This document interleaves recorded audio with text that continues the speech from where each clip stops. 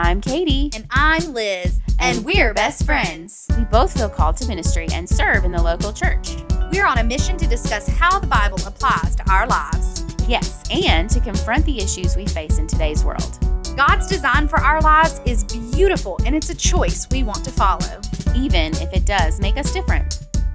This is Coloring Outside the Lines.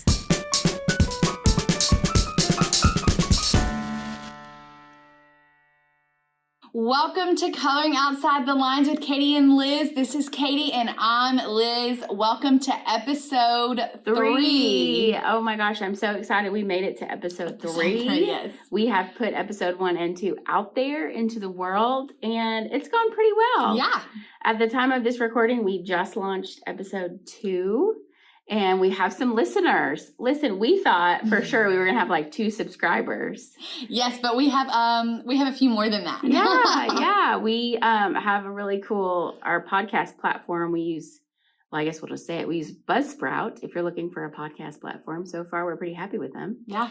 And they give us some really cool analytics. And we have figured out that we have some listeners in parts we do not know. That's right. So we want to give some shout outs to those people. Yeah. Who are we going to shout out to? The first huge shout out, I don't know anybody in this state.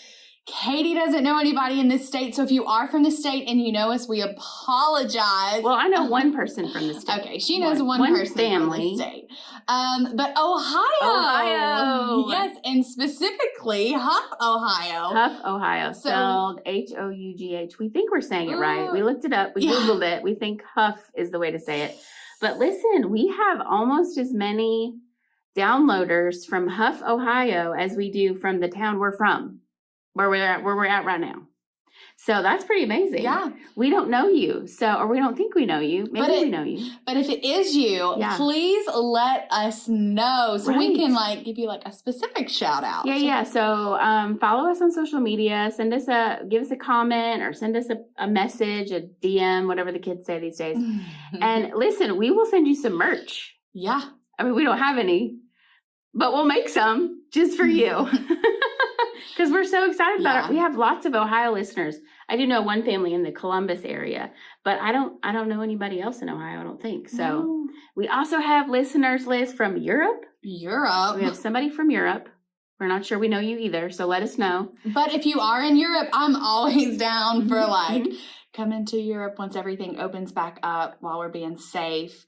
Exactly. And we would love to meet you, so you can have us over the pond. That's right. We'll come over. We'll do your conferences or whatever you need. Yeah. We'll just come be friends with you. We are here for Europe. We also have a listener in Asia, but we do know them. We do. So that's cool. Shout out to you. Asia. Okay, and then we have people all over the United States. So we are so excited. California, of course, Tennessee. Yeah. That's where we are. Literally all the way from the East Coast to the West Coast. Yes, it's amazing. So we are just so excited. So even if you're not from Ohio, wherever you're from, we'd love to, for you to follow us on social media, tell us, hey, let us know how you heard about us. And we're just so excited you're listening, and we hope that you are being encouraged. Yes. Honestly, I think we've been so encouraged through this whole thing. We didn't obviously, like she said, we thought we were only going to have 2 listeners. 2 people honestly, we really did. But at the same time, we've been so encouraged by you all listening. We didn't do it for the numbers. We honestly did it because we believe that the Lord asked us to do this at this time. We were being obedient. Exactly. And it's so cool to see when you walk in obedience how faithful the Lord is. He's so faithful. On his return. Yeah, he's so faithful. And so, I just want to encourage you. If the Lord's asking you, last time we left you, our last episode, we encouraged you to step out and do something. And so if the Lord is prompting you to do something, whatever it is, hey, do it. We're living proof that if you do, just give it a try. We know it's not perfect yet. We're working on this podcast. We hope to get better every time. But we just know that people are listening and people are encouraged. So we'd love to hear your feedback. And we're just glad you're out there listening. And we hope you're encouraged. So absolutely. Awesome. We wanted to start with those shout outs. We'll stop. Absolutely. We just are excited. Hey, I do want to tell y'all a story really quick, though. It involves our good friend. You think she'd care if we say her name? I don't think so. I don't think so. Actually, this story was told on another live stream platform. So my name has already been thrown out there, but we're totally cool with it. got permission. It's all good. Okay. So I was at Walmart, I guess, a few weeks back with our good friend Sarah. Oh, we love Walmart. Sarah. Sarah, if you're listening, we love you. Hey, Sarah. Our good friend Sarah. And I'll be honest with you, I had taken on this challenge of getting like healthier, having a better lifestyle. And the first thing I started with was a spin class. Oh.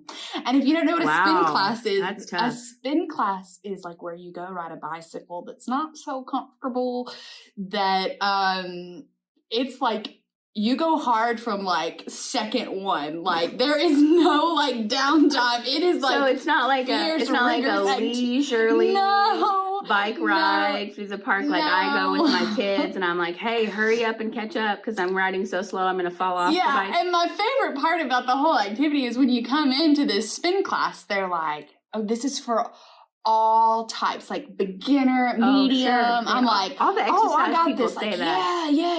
You can modify it. Yeah. Don't be scared of us. Okay, let me tell you, first off, do it. Go to a spin class. Like it was the best thing. Really? I felt so accomplished. Do you really mean that? But let me tell you. I haven't been yet. I'm one of those who doesn't like to be outdone. That was my problem. Oh, okay. I don't like to be outdone. She's competitive. That is true. So I went to the spin class and I went with a few friends. Well, I wanted to keep up with them. Well, they've been doing these spin classes. Oh, and I see the problem. To make a long story short, I could not walk for several days. Like literally could not bend my knees. And so we had this big event that following weekend that I had to chaperone. We had to walk a lot. We had to walk all over the place. All over the place. So in the middle of the event, we needed to run to Walmart to pick up some gifts for our lovely coaches and chaperones that were on the trip with us. Which is always an adventure. Yes. So my good friend Sarah and I, we went to Walmart. Well, we're not sponsored by Walmart, are we?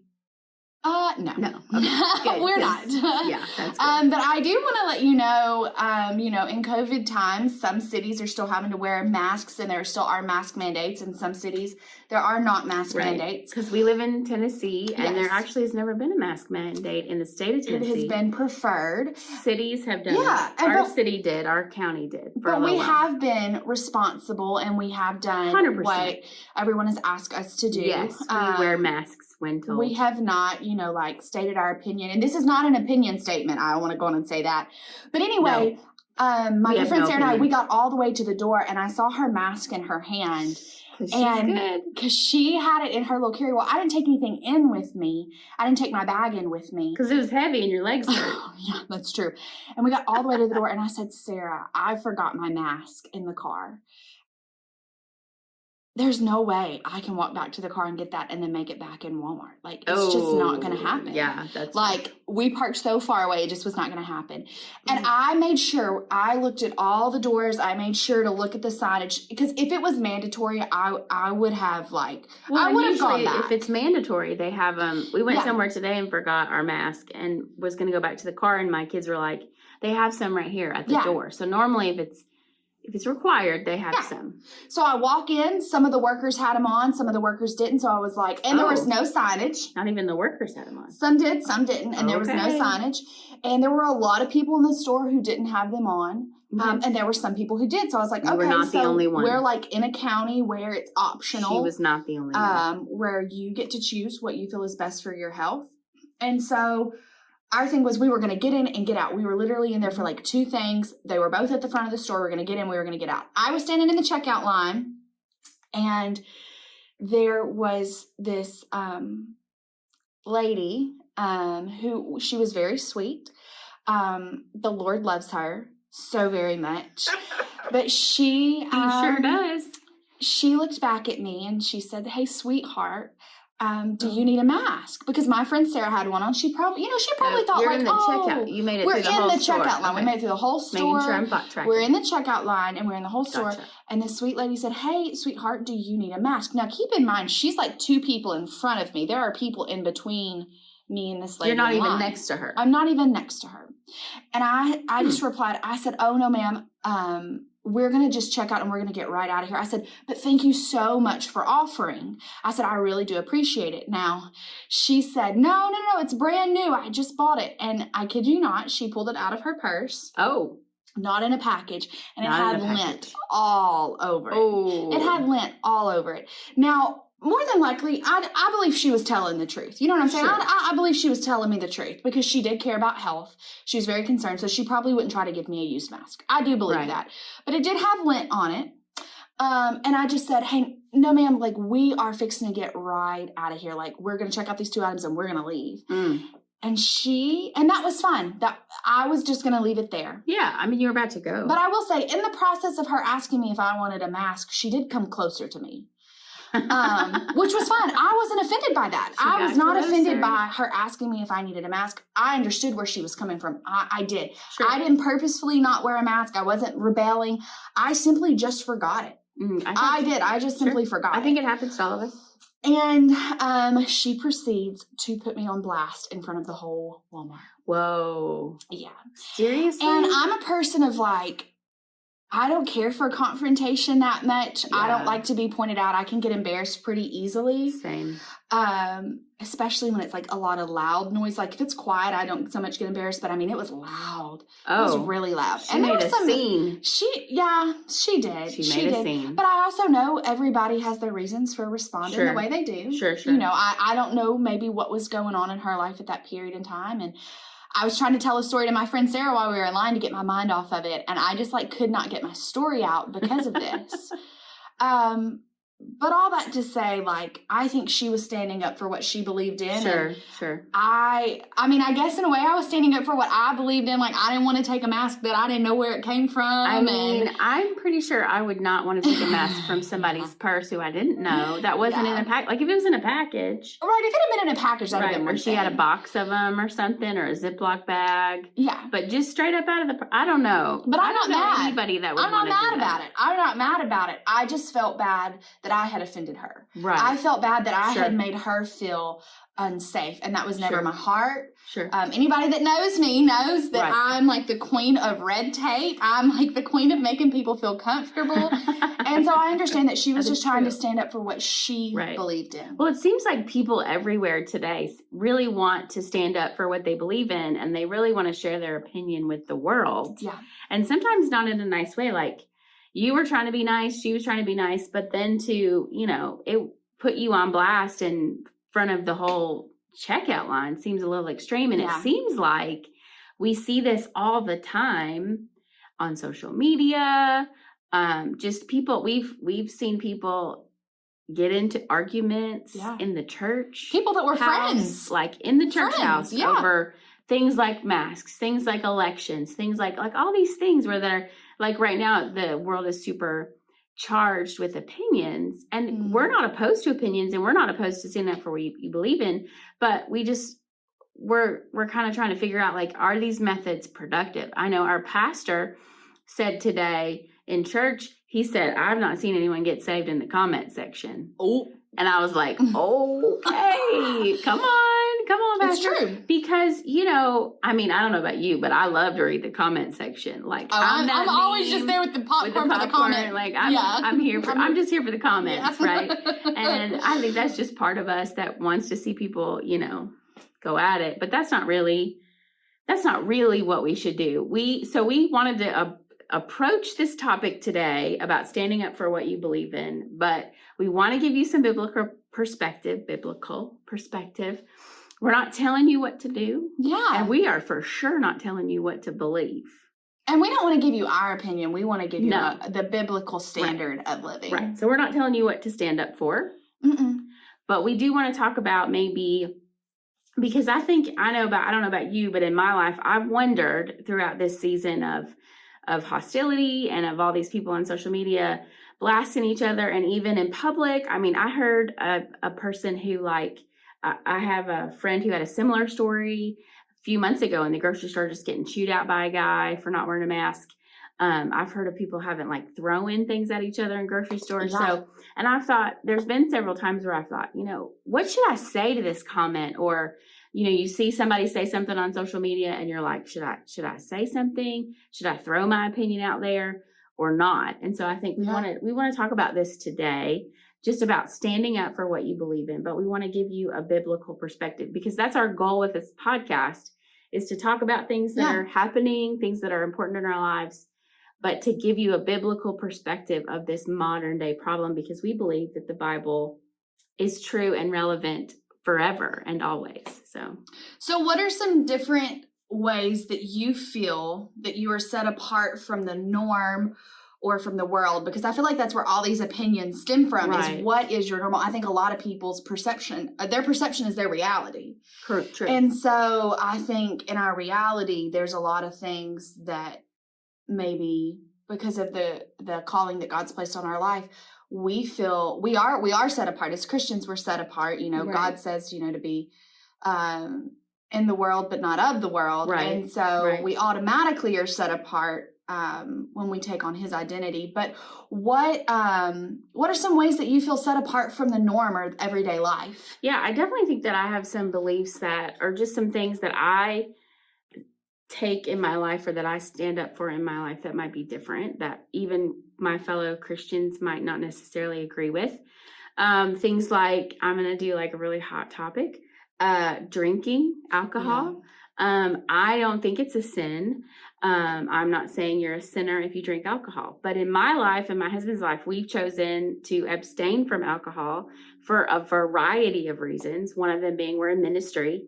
We've signed several, honor codes that said we won't, but beyond that, beyond just signing a code saying you won't do it, we just feel like it's not a good example for, we were youth pastors for a long time, so it's not a good example for our students. We've had that question from them, and we were like, well, what would you think if you walked into the restaurant, the local restaurant in town, and saw Pastor John and I throwing it back? And they were like, well, I would think it was weird. I'm just trying to picture this in my head. And I mean, to me, I'm just real with people, and I just shoot straight. And they were like, well, I would think it was weird, but also I guess I would think it was okay for me to do. And I said, but it's not, because you're underage. It's illegal for you. Once you become 21, that's between you and God. And we both have some alcoholism in our family. And so there's just a lot of reasons why we choose not to. We're not judging people who do that.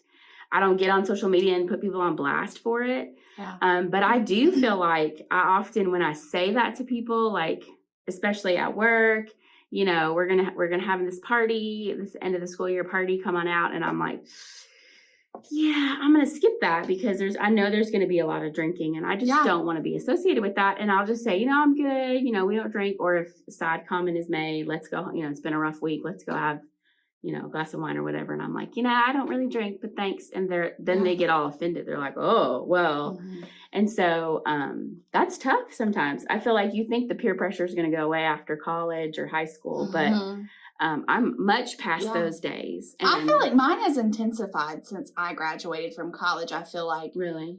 Yeah, I feel in that topic of, because of my position and because of where I'm at in life now, it's almost like, and I think this is just with anything. If you don't agree with me, you're against me. Sure. Yeah. And I don't think that's the case. I think that I just have decided to have certain do's and don'ts for my own life. Mm-hmm. But I do think that the microscope, obviously, I feel like I live in a glass house when it comes to that kind of stuff. Well, and I know it's tough being young and single to stand up for that when your friends are, and it's legal, and we're not saying I'm not saying it's immoral. I'm not saying that at all. I'm just saying for me, for my family, for my husband and I, we both have chosen not to do that. There's also certain movies or TV shows that I don't partake of. And again, I'm not going, like, if somebody's like, oh, I'm going to go watch this, or I watch this show, I'm not going to be like, wow, you sinner, I am so much better than you because I do not watch those things. I don't think those thoughts ever cross my mind when people do those things. And I don't. So if you're one of those people, we don't think that about you. No, to me, it's just like, hey, I know my mind and I know how my mind works. Mm-hmm. And there's some things that I can't put into my mind because of the way that it works. Yeah. And a lot of times my kids are awake, so I don't have time to watch things that they can't be around because they're always there. Mm-hmm. I think this is a big one. We're going to laugh about it. Since I was young, I have endeavored to, to have good speech, not like speech class, but not like 4-letter words, but to not curse or cuss, however you say it, wherever you're from, but curse words, swear words. I've tried to not do that too much, if at all possible. Sometimes Walmart just gets you though. Too much time in Walmart. I'm just kidding. I really am just messing. So, I mean, I do try. I'm not going to say that I'm perfect and that I've never slipped up, because that would be a lie. Right. But as far as like some people, like that's just part of their speech. It's all the time. They're saying, curse words or swear words all the time. And that's just not something that I do. And I know I've gotten some ribbing for it. I've gotten some teasing for not saying things, and I've also teased right back and been like, I think I need to put a curse jar in my office if y'all gonna come in here, and like I don't mind you coming in here and telling me like you're about your rough day or about how the students are driving you nuts. But my favorite, I gotta wash my ears out after some people come to visit. Have you ever seen those signs in stores that says like I love Jesus but I cuss a little? Yes. I have. Yeah. So a little, I would say. I admit that I am not perfect in that. There's a few times where I slip up, especially if I'm really angry. But I try. Like, it's something I work on. And I would say, something else that's a hot topic in our society that I think we're seeing more and more of, and this is just a stance that we take. We take a biblical standard from this, is the way people view marriage and the way people view relationships. Sure. And that's a hard one. It is hard because I would say that we all know someone that probably does not have the same view or stance of marriage and the morals of marriage that go along with that. And I think some people, even though they may not have the same relationship as others do, they still may not have maybe the biblical sense and think that, oh, I'm okay, I'm not doing what they're doing.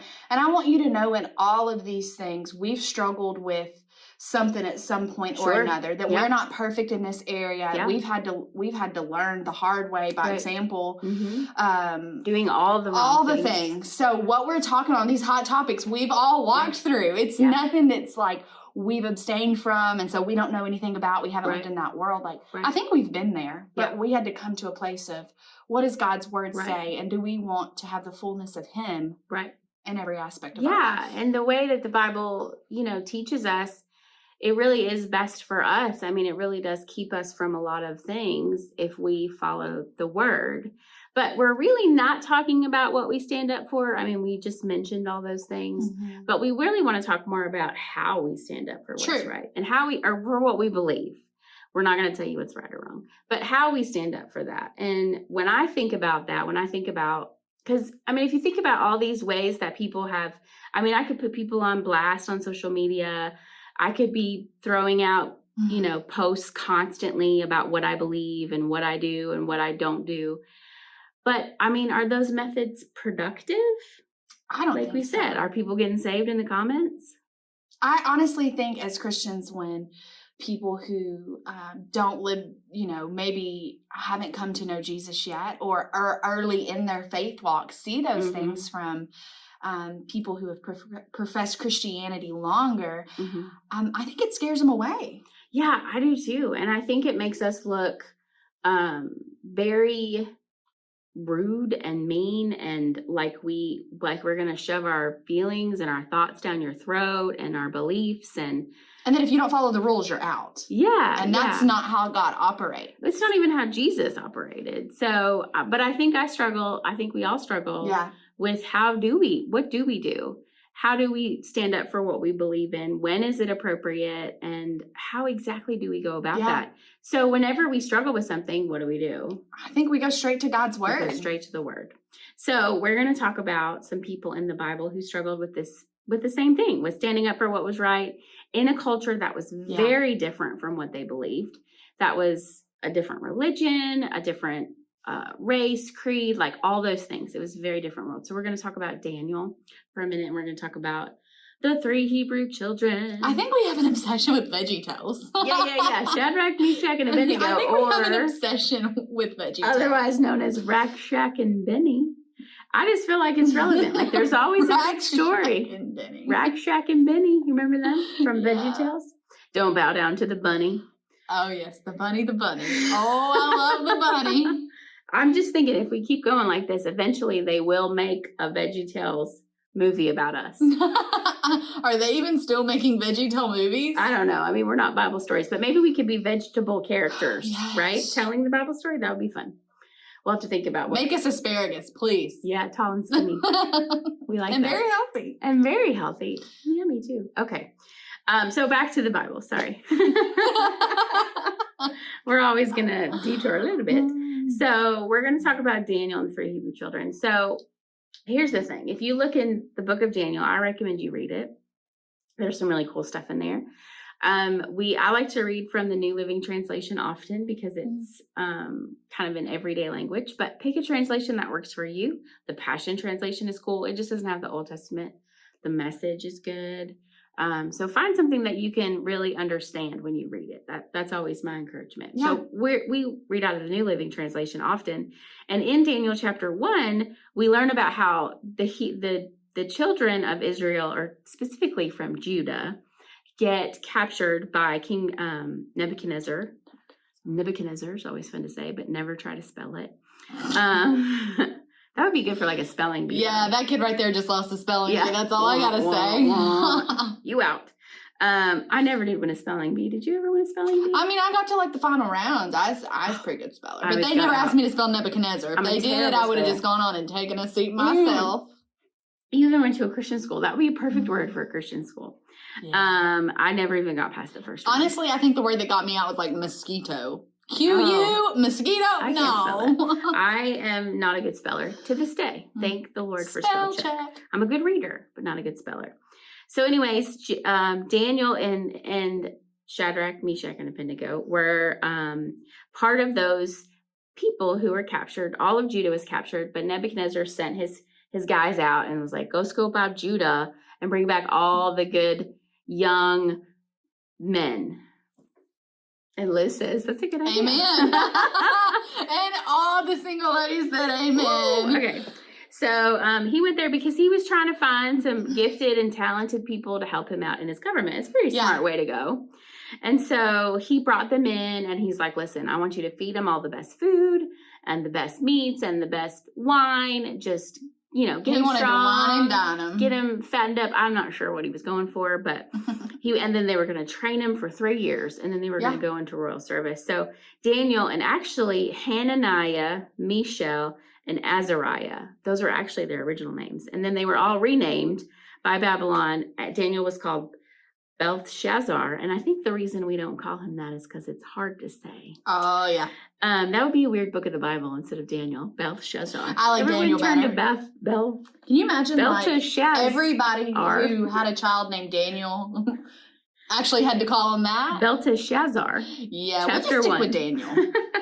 And then Hananiah was called Shadrach, and Mishael was called Meshach, and Azariah was called Abednego. And so they were like, we're not going to do that. Like we feel like God wants us to eat these things, mostly vegetables and fruits and water, and nothing that's unacceptable to the Jewish culture. And they were like, but you're going to get weak and it's not going to be good. And then I'm going to be in trouble. The king's going to be off with my head. And he's like, listen, just give us a chance. Just let us try this out. We're going to do this and go from there. He didn't put the king out on blast. He didn't go on Facebook and be like, look at the king. He's an idiot. Look what he's trying to make us do. Or I would never, ever do that and defile the living God on Instagram. He didn't do that. Or Twitter. Oh, Twitter's a bad place for that. Okay. So he just said, just test us. And so he did. And of course, at the end of that, they were so much healthier. Yeah. And they found favor. It says God gave these 4 young men an unusual aptitude and understanding for understanding every aspect of literature and wisdom. And then God gave Daniel the special ability to interpret visions and dreams. So because they were obedient, God gave them wisdom and understanding. Like God does that for us. Yeah.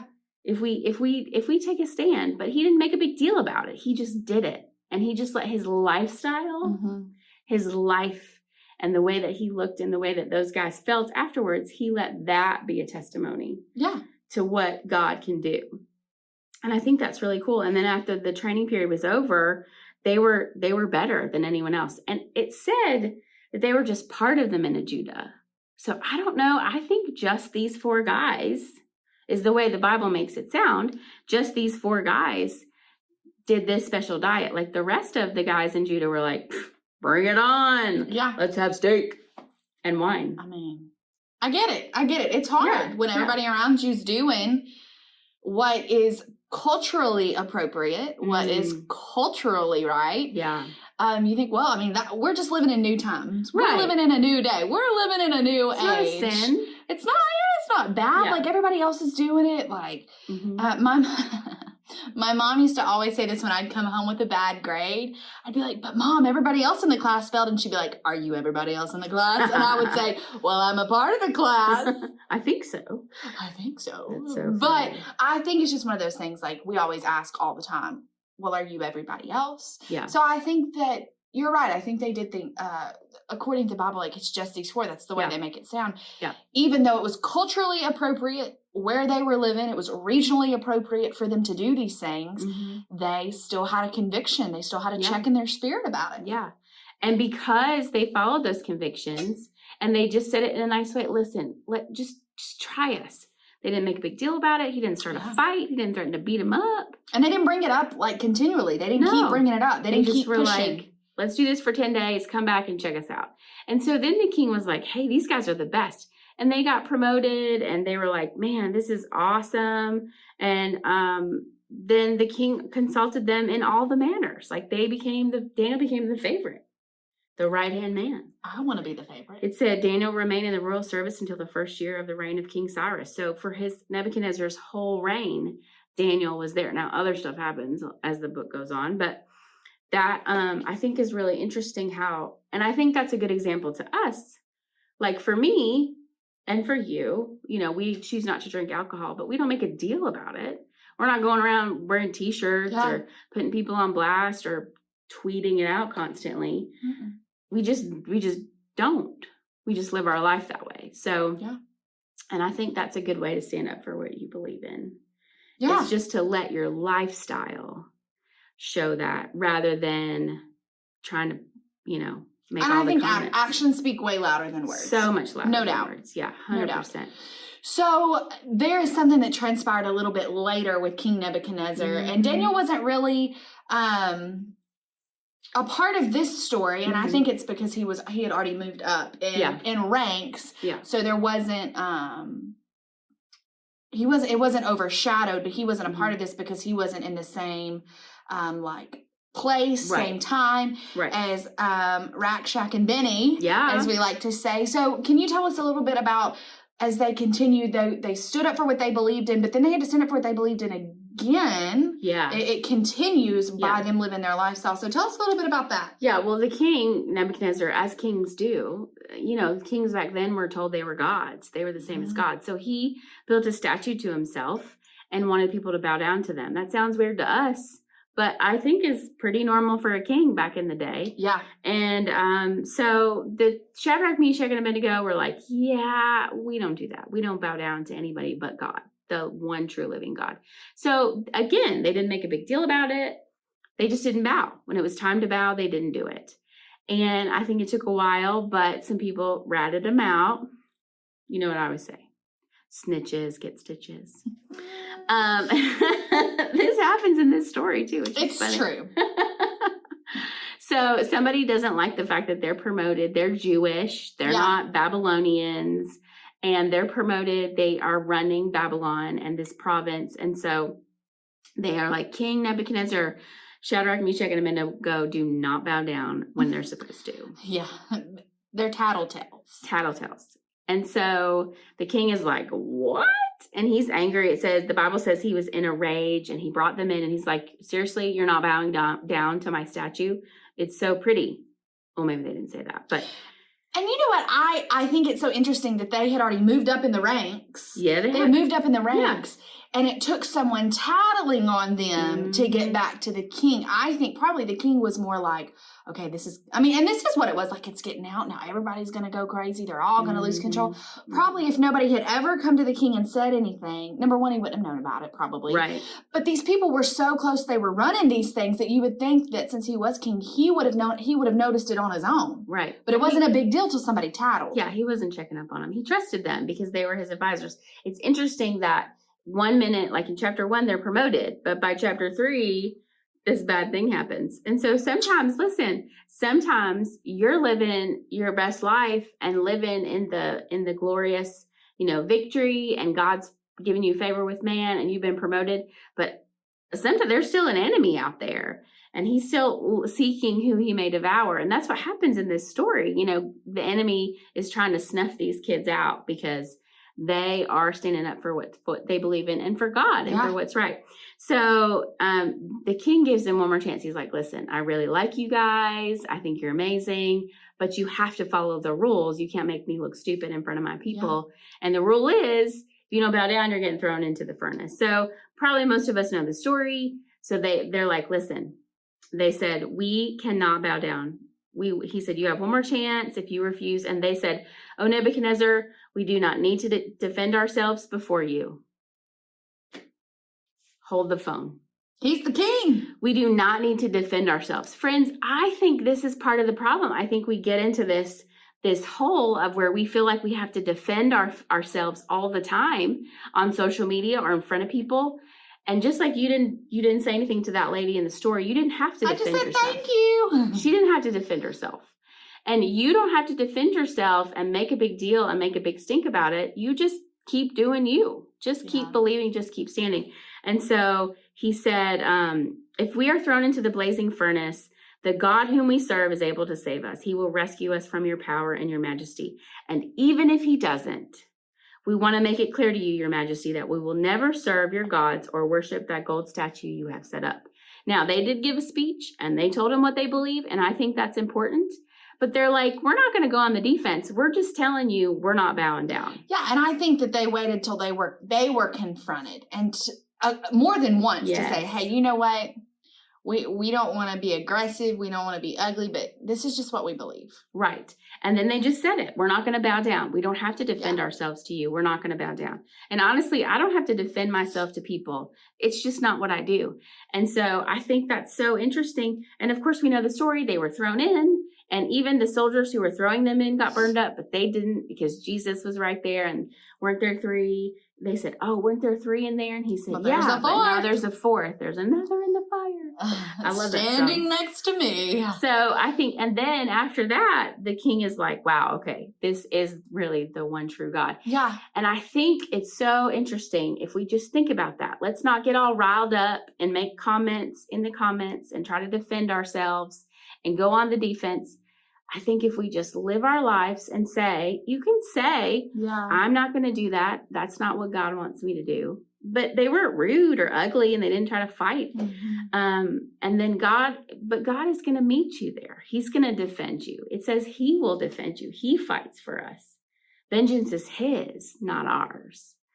And so to me, when I think about what should I say, or if someone's coming against my beliefs or they're coming after me, I just say, listen, that's just not what I believe. I believe what the Bible says, and God will defend me. I don't have to get all worked up about it. Well, and I think too, even if people don't believe the way we believe, even if maybe they haven't come to the saving knowledge and have asked Jesus in their heart, Jesus still loves them the same amount that he loves you. Yeah. And I think that when we act that way towards them, and when we get a little crazy, get a little outside the lines with them. Then that is their first impression of who Christ is. Yeah. And that's not who God is. No. God is a God of love. And I think sometimes keeping our opinions and our mouths at a minimum can be very helpful. Yes. And I think it's interesting, they didn't even say you're wrong. Yeah. They didn't say you're wrong. This statue is wrong. You should have never built this statue. Why are you making everyone bow down? This is wrong. They just said, we will never bow down to anyone except the living God. Well, so you stated what we can learn from them. We've already talked about that. But I think something that's interesting, we were talking about this the other day, we can't expect people. We can't place the same expectation on people who don't have Jesus in their heart, who don't, who haven't had their rebirth day, as we like to say. Right. They're not going to look the same way as those who have. That's exactly And we right. can't expect them to. They don't, they aren't living the same lifestyle. And I think it's unfair for us to place those expectations on people who are still living in the world and who are of the world to look like us. Yeah. So I think it's important for us to remember that and just be Christ-like. Jesus wrote in the sand when he met a sinner and he saw people who were trying to stone her. And Jesus was kind to the sinners. The only time he got angry was to the church folks. Been flipping them tables. Was the church folks. So I think if we remember that, we need to remember that sinners sin. Yeah. That's what they do because they're sinners. And we shouldn't expect more. We can expect, but we should expect those of us who follow Christ. We should expect to do better and be better. And so when I get frustrated and when I get worked up and when I want to put people on blast, I would get there. I would have wanted to put that lady on blast for being mad at me for not wearing a mask when it didn't have to, and I wasn't doing anything wrong. Yeah. But that's not Christ-like either. And even though she didn't know you and would never see you again, you don't want to act like that. So, and you didn't. So. And looking back, it probably, I probably should have gone back to the car and got the mask. And, that was a learning lesson for me. I didn't do it to be disrespectful. No. I didn't do it to put anybody in harm's way. Right. That was not my heart. Honestly, I didn't even think about it till I got to the door because where we live, it's not really a thing. Right. But I have to understand that when I leave my bubble, I have to be more aware. Yeah. And so sometimes we have to be above, we have to be above reproach and go above and beyond. So that's all we're saying today. We're just talking about things that we've learned, lessons we've learned, and with some things that are happening, right now in the world. So we always want to leave you with a challenge. And so, our challenge to you is today, right now, this time that we're going through, when your beliefs are challenged, first of all, and they will be. Yeah, you want to think about what side of history are you going to be on? Really think about how you stand up for what you believe, and let your life be the example. Yeah. Instead of the comment section. Yeah. And we love social media. Don't get us wrong. We love us some good social media. We're here for the comments. We're just not going to make any. But I think before we ever say anything and before we ever post anything, I would encourage you, and we have to say this. Listen, we keep each other in check here. Yeah, check your heart. I do have a shirt that says that now. You do. I think we have to ask ourselves, if Jesus was sitting here in the room with us, would we say the same thing? Right. Yeah, that's so true. And that's not being overly over the top, overly spiritual, hyper spiritual. That's just the truth. The truth about it is Jesus is sitting in the room with you. Yeah, he is. And I think I have to ask myself that all the time, every day, before I react to this person or react to this accusation or react to this, somebody trying to get me to change my mind or to believe something I don't. How should I approach this? And how would Jesus do it? So I think that's a good lesson for all of us. This was a hot topic today. It's a hard topic. It's a huge topic that there's just no way we can cover it all in this one episode.